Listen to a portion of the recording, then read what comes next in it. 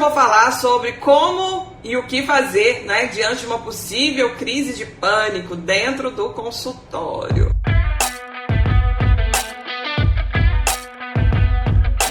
Eu quero trazer uma visão para vocês, tá? Sobre as situações que acontecem dentro do consultório.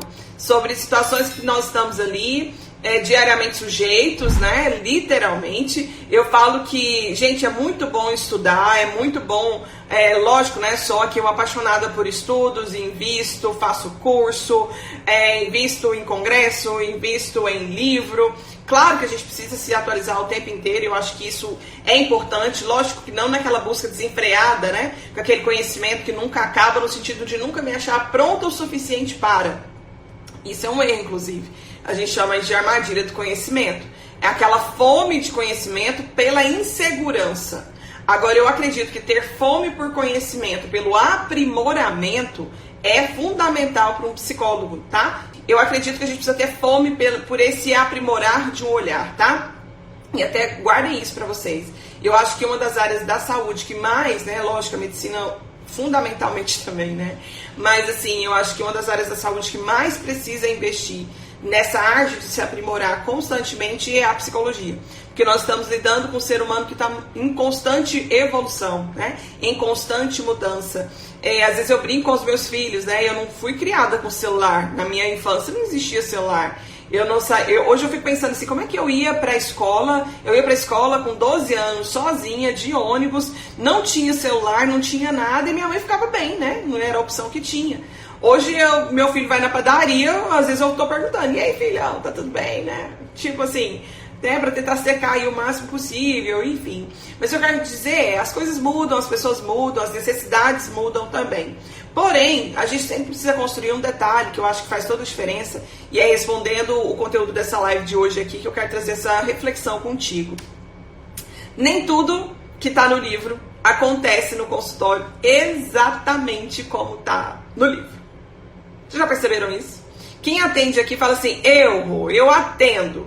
E eu já vi que nem sempre o protocolo, a descrição, linda, incrível, bonitinha, que no fim sempre dá certo, né? Que tá escrito no livro, que a gente escuta lá na faculdade, lá na vida real, quando tem um ser na sua frente, acontece exatamente do jeito que tá ali descrito. Quem atende aí e já passou por situações inusitadas, assim, também, tá? No consultório, de você pensar assim, poxa, lá no livro, lá na descrição, lá no processo, lá no protocolo, lá naquela coisa ali, né, Marina colocou ali, ó, os pacientes dos livros são sempre perfeitos. E dá sempre tudo muito certo, né, gente? Sempre chega num lugar incrível. E eu até me culpava muito antes, assim, no meu início de vida terapêutica, né? Do ser terapeuta, porque às vezes eu não conseguia seguir aquilo tão certinho. Eu chegava em algum lugar com o paciente ali, mas eu não sentia, sabe, que eu seguia ali o manual, uma técnica, um processo, um protocolo tão rigidamente, e às vezes antes, no começo, eu me culpava por isso. Eu achava que eu não era tão boa, né? E hoje eu entendo que não, muito pelo contrário, a gente tem que colocar a nossa essência no atendimento também, porque a gente não é robô, né? E não é um atendimento em série que é tudo igualzinho, porque não é tudo igualzinho, porque a pessoa que está sentada na sua frente, ela é diferente. Você pode pegar dois pacientes com o mesmo diagnóstico, ou com a mesma queixa, com os mesmos traços, com as mesmas características de dor, tá? Mas em contextos completamente diferentes, com histórias de vida completamente diferentes, com enredos daquele sintoma, daquele traço, daquela característica acontecendo na vida deles de uma maneira muito diferente. E a gente tem que respeitar isso. Então, bora lá. Eu lembro também lá na faculdade que o que eu mais escutava, né, principalmente quando eu escutava ali as terapias dentro da visão da terapia comportamental, né, na minha época não existia TCC, não existia essa parada do cognitivismo junto com a comportamental, muito pelo contrário, já até falei isso na live de ontem, né, na minha época lá da faculdade eles ainda eram muito mais rivais do que qualquer outra coisa. Mas eu lembro das aulas, né, de behaviorismo, muito ali naquela parada da escola do Skinner ali e tal, falando bastante sobre essa ideia, né, de que a gente pode até provocar através de técnica, principalmente de respiração, as situações de pânico com o paciente dentro do consultório, e isso inevitavelmente mostraria para ele, né, que é possível evitar, que é possível você mesmo, tipo, fazer uma autoindução, né, não sei nem se é a palavra mais correta não, mas a gente criar essa possibilidade da crise e ofertar ali para ele um recurso, né, de como ele poderia lidar com aquilo, e isso seria uma desensibilização, inclusive. E eu lembro que quando eu escutei o professor falando isso, que ele possivelmente poderia e criava dentro do consultório situações assim com o paciente, eu lembro que eu fiquei assustadíssima, assim, porque eu vim de um histórico de ansiedade muito grande. Eu nunca tive uma crise de pânico no sentido assim de descompensar 100%, mas eu já tive situações muito próximas disso e eu sei o tanto que é ruim. Então eu tinha um medo imenso, né? E não me sentia capaz nunca de propor isso como uma alternativa de tratamento. Muito pelo contrário, eu tinha muito medo disso. Mas, na prática clínica, as coisas acontecem, gente. As coisas acontecem. E eu me lembro que, acho que foi no meu segundo ano de consultório, então eu formei em 2006, no final do ano de 2006 já comecei a atender e nunca parei.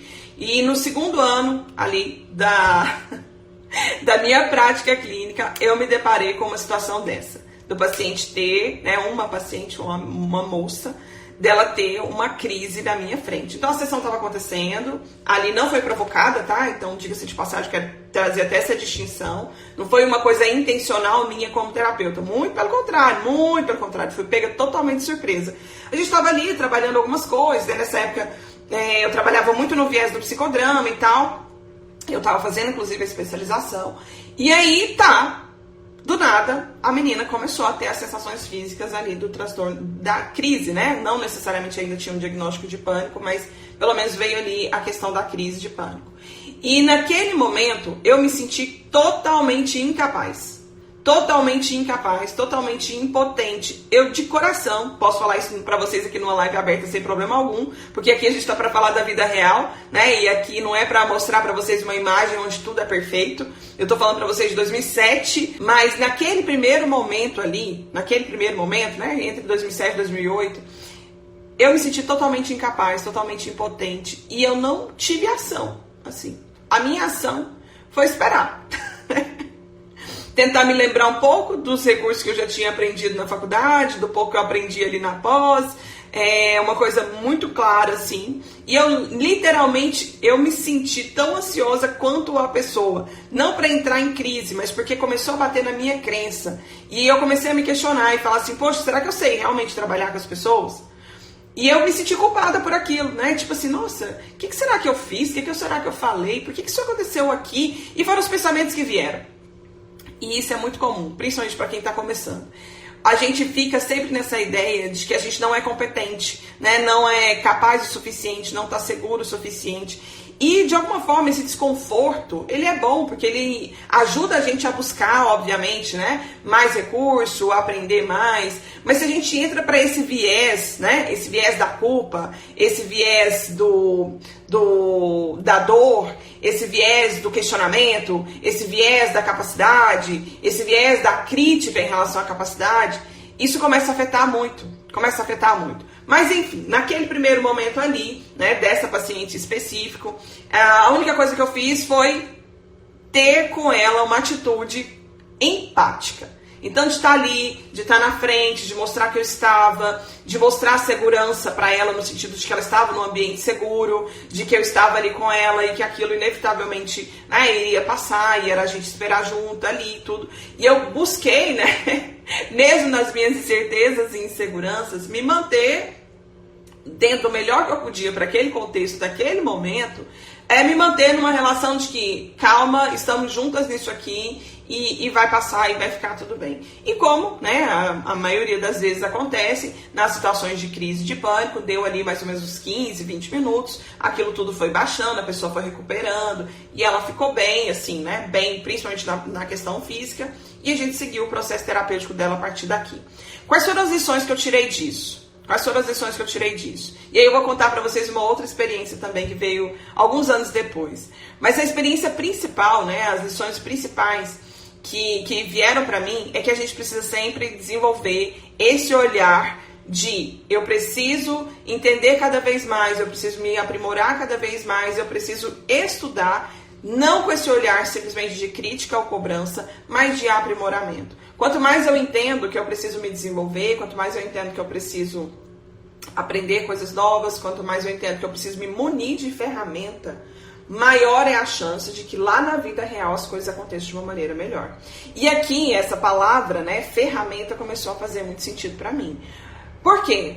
Porque se na hora de um processo, de um problema, que principalmente acontece, né, assim, sem um controle tão grande quanto esse, você não tem ferramenta para saber lidar com aquilo, é muito natural que a gente entre no processo de ansiedade e descompense também. Porque a ansiedade e o medo, ela vem da incerteza, ela vem inevitavelmente da insegurança.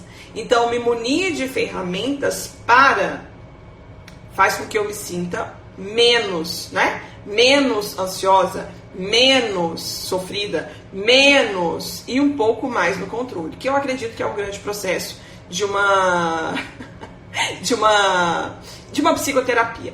Além disso, naquele momento ali, eu entendi que independente da situação, principalmente essas, tá, que envolvem as situações ali que fogem do controle, o nosso principal recurso, que é o recurso que permeia toda a terapia, se chama relação terapêutica e empatia.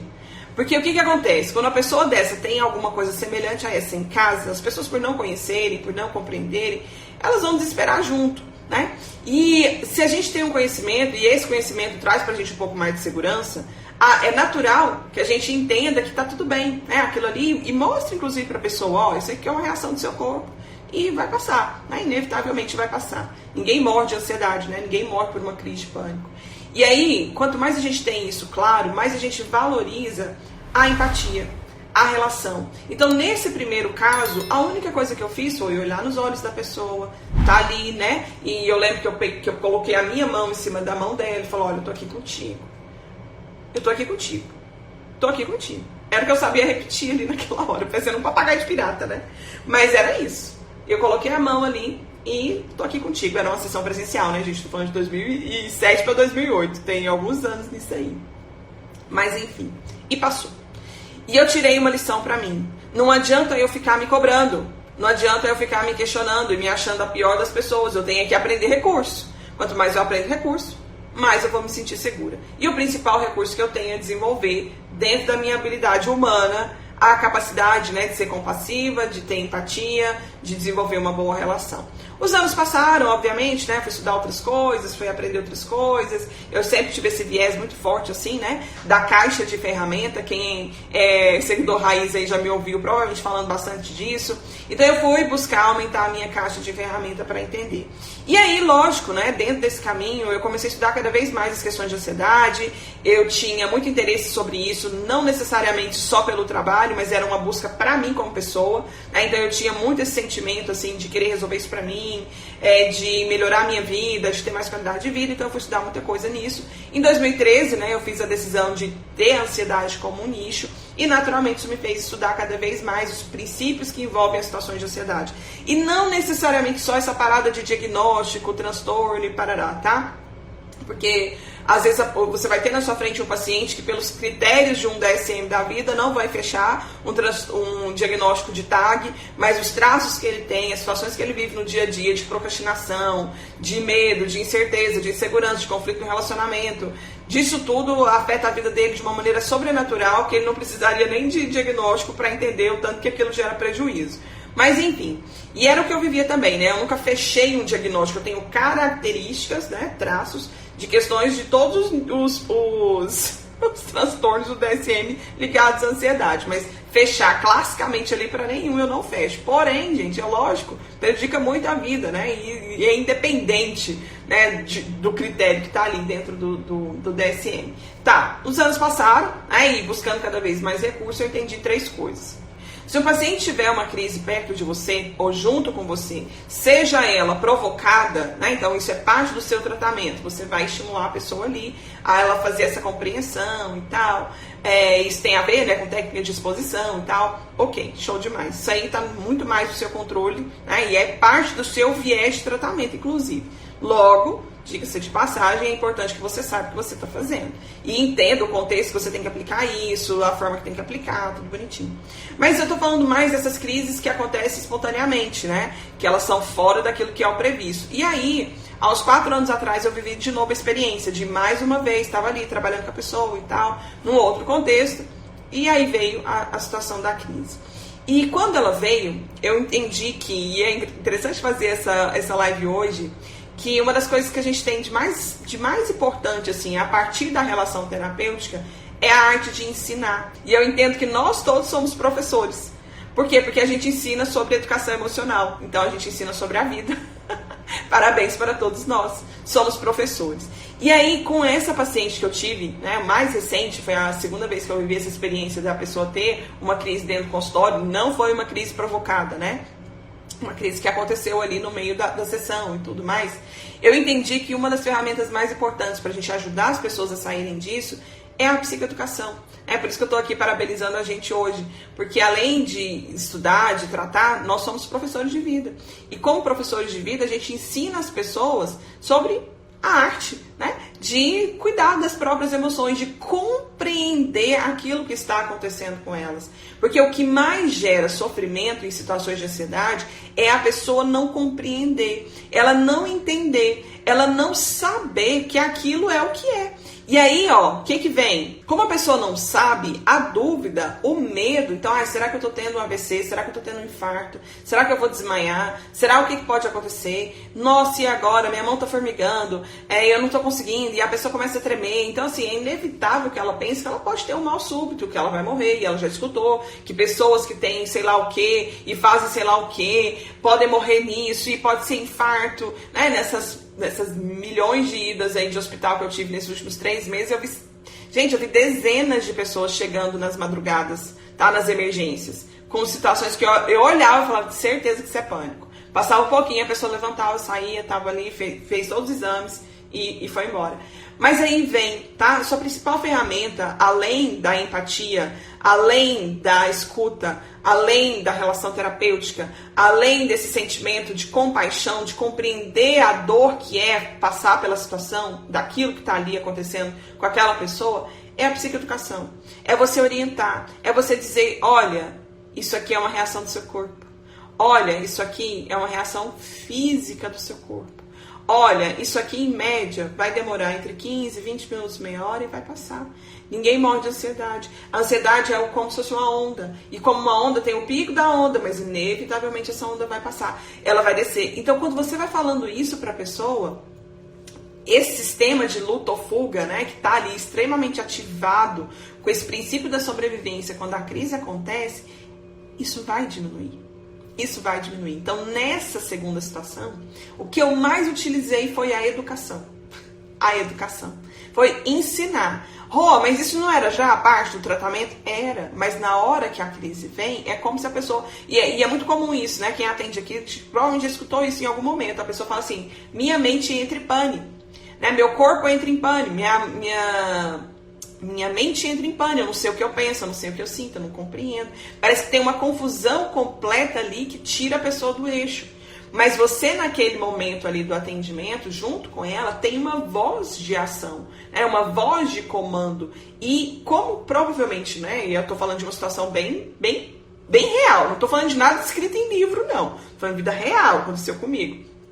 Como eu já tinha vínculo com a pessoa, né, já era uma paciente que já estava comigo, eu acho que pelo menos há uns 6 meses, já tinha vínculo. E se já tinha vínculo, já tinha confiança. E a confiança diminui a insegurança, né, diminui a incerteza. Eu tive uma outra experiência de uma paciente que ela tinha fobia de lugares altos.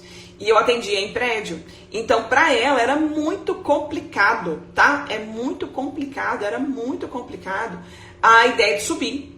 E ela teve uma situação que não foi uma crise, assim, né, completa, com todas as características, não.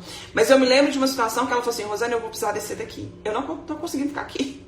E ela abriu a porta e saiu, né, e eu fui atrás dela, né, até por um princípio de segurança. E eu me lembro da gente chegar e ela apertar ali, nervosa, apertar o elevador, porque ela queria de qualquer jeito descer e tudo. E o que eu fiz? Olhei no olho dela, falei, estamos juntas nisso. Empatia, atitude compassiva. Tô aqui contigo. Vamos lá. Tudo isso tem a ver com X, Y, Z, e aí fui explicando para ela, psicoeducação. E aí, com o passar do tempo, né, e treinando também, lógico, né, as questões de respiração, treinando aquilo ali, né, desenvolvendo com ela essa ideia de, poxa, ajudar você a respirar melhor pode ser um recurso para você lidar com situações assim. E mostrar também, né, que a fuga é uma das coisas mais complexas e piores que a pessoa pode fazer nesse momento, porque o que importa para o paciente de ansiedade é ele viver a experiência e a experiência mostrar para ele que aquilo não mata, né? Que aquele desespero vai passar e tudo mais. E aí, ela passou, aí voltamos para a sala e demos continuidade à sessão. E sempre que acontece alguma coisa assim, eu gosto de trazer para os pacientes uma reflexão. E assim, eu não sei se isso está escrito assim em nenhum livro não, tá? Mas foi uma coisa que eu desenvolvi, porque eu acho que o que fica de tudo na nossa vida são as experiências e lições que a gente tira de cada situação. Então, normalmente, quando isso acontece no consultório, eu pergunto para o paciente, tá? Quais foram as lições que essa experiência aqui te trouxe? O que você aprendeu com isso? Porque eu entendo que a vida é sobre aprender. É aprender a lidar, né? E eu lembro exatamente dessa paciente falar, né? Que, poxa, todas as vezes que eu me sinto mal, eu tô num lugar assim, a minha primeira sensação é fugir. E é natural, né, gente? A evitação é clássico, né? Nas situações de ansiedade. Mas ela falou assim, aqui eu entendi que se eu não fugir, eu tô mostrando, né, que existe um mínimo de controle. E esse controle faz, né, com que a gente possa olhar ali e falar assim, não, tá tudo bem, passa. E eu consigo sentir, eu consigo viver, eu consigo olhar e eu consigo descrever. Então guardem isso. Nós somos professores de vida, professores de saúde emocional, professores sobre as emoções. E quanto mais a gente lança mão, né, desse recurso da educação emocional para instruir pessoas, mostrando para elas que existe um jeito melhor para lidar com as situações, mais elas vão ter realmente uma situação de melhora. Porém, para a gente finalizar, eu quero dizer para vocês o seguinte. Não adianta a gente fazer ou falar alguma coisa que a gente não faz ou não vive. Lembra que eu falei que na primeira situação que eu vivi isso, o que eu entendi que mais me afetou foi a minha própria ansiedade, os meus medos ali com aquela pessoa? Por isso que eu estou dizendo que a gente precisa ter o tempo inteiro, né, essa humildade, tá? De ter fome de aprimorar o nosso conhecimento técnico. A humildade de entender que nunca está fechado. A humildade de entender que é desenvolvimento sempre. O nosso desenvolvimento como pessoas vai influenciar na nossa prática clínica. Vai influenciar na nossa prática clínica, porque nós somos humanos. Então, tá tudo envolvido. Por exemplo, eu vou terminar a live de vocês aqui e vou atender agora de manhã. Na semana passada eu não atendi paciente, porque eu estava vivendo um momento familiar muito complicado e eu entendi que não era o meu momento de fazer atendimento clínico. Porque para fazer atendimento clínico você precisa estar sempre 100% presente, né, com o paciente. Às vezes numa aula, numa outra situação, é mais fácil, né, assim, ter alguma intercorrência você resolver. Mas num atendimento é muito diferente. E eu decidi não atender. E eu falei, não vou. Agora, hoje, vamos voltar para a vida aqui, tá tudo bem. Mas por quê? Porque eu me compreendo e eu me conheço o suficiente até para entender as pausas que a gente precisa fazer. E isso não é inferioridade, é isso que eu quero que você guarde, tá? Isso é autoconhecimento de você como terapeuta. Então, entender os seus limites, reconhecer os seus limites, reconhecer as suas habilidades, reconhecer as suas características e reconhecer, às vezes, princípios em você que precisam ser melhorados. Isso também ajuda você a lidar com as intercorrências que acontecem dentro do consultório. Uma vez eu fiz uma sessão com uma família, não é algo que eu tenho tanto, que é tão frequente, né, nos meus atendimentos, pelo próprio perfil de público que eu atendo. Mas eu atendi uma moça, ela tinha na época 19 anos, e eu entendi, né, que fazer uma sessão ali com a família poderia ter um ganho muito grande para as situações que ela estava vivendo. E eu chamei os pais e a gente foi fazer a sessão. Pela idade, ainda estava ali finalzinho, né, de adolescência, início de vida adulta, eu entendi que era importante. E eu me lembro que eu fiquei muito insegura, assim, de como era fazer uma sessão dessa e o que eu estava buscando, né? E a primeira pergunta que eu me fiz foi, qual é a minha intenção? para isso. Aí eu combinei com ela antes, óbvio, e fiz a proposta para ela aceitou e aí vieram os pais. Mas eu entendi o quê? Né? Se eu não tivesse claro ali o que... Porque o controle da sessão estava na minha mão, né? Óbvio. Entendeu? Assim, a gente não sabe exatamente, né? 100% do que vai acontecer, mas tem que ter um mínimo de controle no possível descontrole. E o pai dessa moça era extremamente resistente com a psicoterapia. Ele era extremamente resistente, pelo contrário, não queria de jeito nenhum que ela tivesse ali, enfim. E eu me preparei para aquilo. E eu trouxe ferramentas para aquilo. E também fiz essa separação. Né? Ele era contra a terapia, não necessariamente ele não gostava de mim, né? E às vezes a gente mistura tudo isso. E a gente precisa fazer essa separação e ter esse viés, né, de compreensão daquele contexto ali, das dinâmicas que envolvem aquele contexto, para a gente não se afetar. E foi uma das sessões mais lindas que eu já fiz. Não pela beleza da sessão, porque ela foi linda e tudo que aconteceu nela estava descrito aqui no livro. Não, porque foi uma das sessões que a gente mais viu, né, a possibilidade da empatia, da relação, da construção de um vínculo, do perdão, né, entre eles ali como família. Elementos, gente, que são impossíveis, tá, serem descritos com maestria simplesmente por uma aplicação de técnica. E eu quero dizer para vocês, tenham um feeling de vocês também no atendimento. Eu acho que a gente precisa trazer um pouco disso para a psicologia, sabe? Você tem o seu jeito, você tem o seu tempero, você tem a sua identidade, você tem aquilo que está no seu coração. E direto eu recebo perguntas aqui, né? Ah, eu devo fazer isso, eu devo fazer aquilo, eu devo pegar na mão do paciente, eu devo... Claro, tem princípios que a gente precisa seguir, né? Não simplesmente por uma ideia clássica aqui de que está escrito lá no código de ética, mas a gente tem, né, obviamente, uma atitude respeitosa, como todos os princípios que tem aqui na relação da faculdade, né, dentro dos princípios que a gente tem que trabalhar. Mas eu acho que a gente precisa também ter muito esse sentimento de entender que tem coisas que é do momento ali, e ouvir também essa sua voz, sabe? Você precisa aprender a escutar o seu coração também no atendimento, porque senão você se torna um tecnólogo. E eu acho que não é por aí.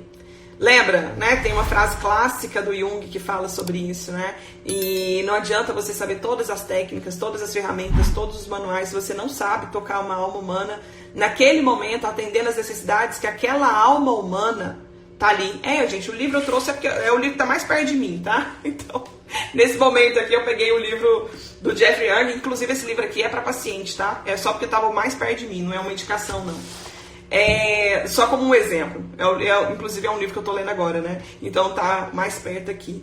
Mas o que eu quero dizer finalizando, entenda que você precisa se sentir seguro, se sentir capaz, e naturalmente isso vai vir com treino, com estudo, com dedicação, não pela falta, mas para aprimorar o seu conhecimento.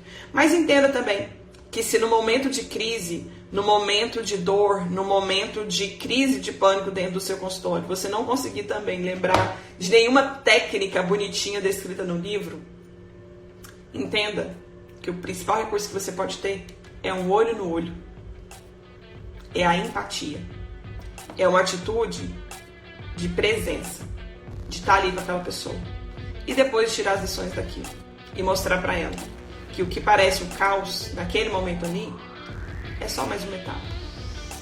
E isso é psicoeducação.